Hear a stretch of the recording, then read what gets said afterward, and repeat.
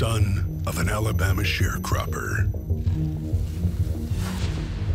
great-grandson of a slave, heavyweight champion of the world. His name, Joe Louis, the Brown Bomber. He overcame racism, poverty, and insurmountable odds. He did it by fighting.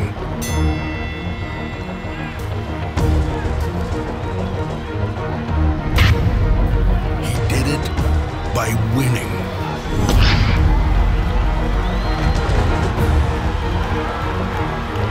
And he did it again and again and again. Lewis's right hand was a bomb, exploding on his opponents, knocking them out 57 times. He's known as the greatest puncher of all time. But there's a lesser-known part to his story. While Louis was knocking men to the canvas, north of the border, a Canadian football team was knocking men to the field with the same ferocity. The Winnipeg Football Club was crushing their opponents game after game, their navy blue jerseys swarming their adversaries on every play. In 1936, the domination was so great that it prompted sports writer Vince Lee to proclaim, "These are the Blue Bombers of Western football." From that point forward, they became known as the Winnipeg Blue Bombers. And while those navy jerseys have changed in appearance over the years, every single one embodies Louis's spirit of strength, pride, and resilience. This year, the Winnipeg Blue Bombers are proud to honor that tradition and history with a new look.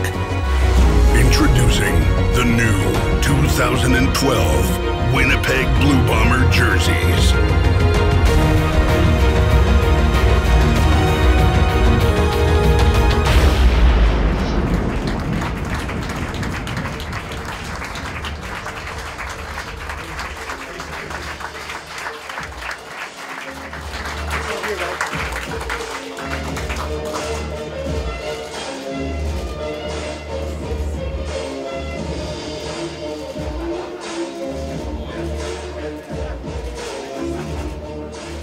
Ladies and gentlemen, you're looking at Winnipeg Blue Bomber quarterback Buck Pierce wearing the brand new, redesigned Winnipeg Blue Bomber jerseys. What is your initial impression? I love them. I love them. I think it embodies, what we're about here in Winnipeg, and it is the blue and the gold, and it just looks great. I know the players love them. The fan reaction has been great here today, and I think they did a great job overall.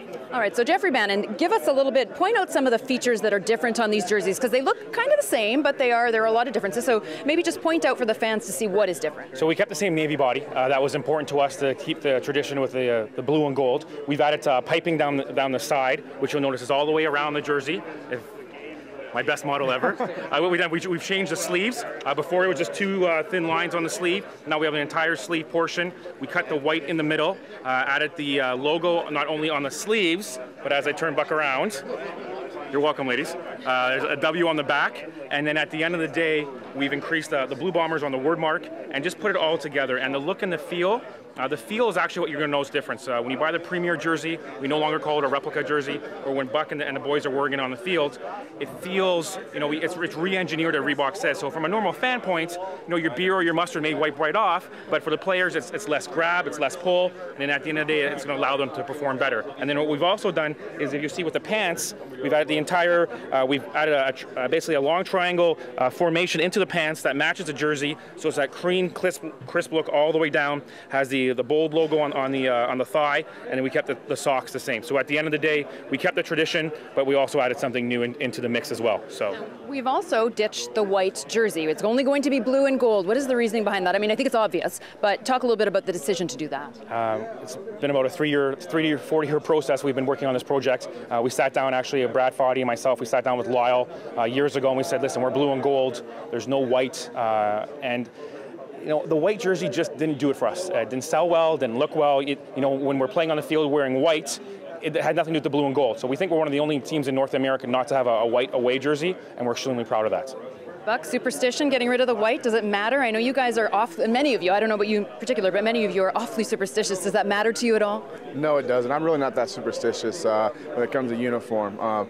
I'm just happy to put one on still these days. But, it's something I think, I'm proud that I'll be a part of. We're turning a page and we're really doing something new that a lot of teams and organizations have never done before. So I'm proud to be a part of that. All right, Buck, Jeffrey, thank you very much, and looking forward to seeing them on the field.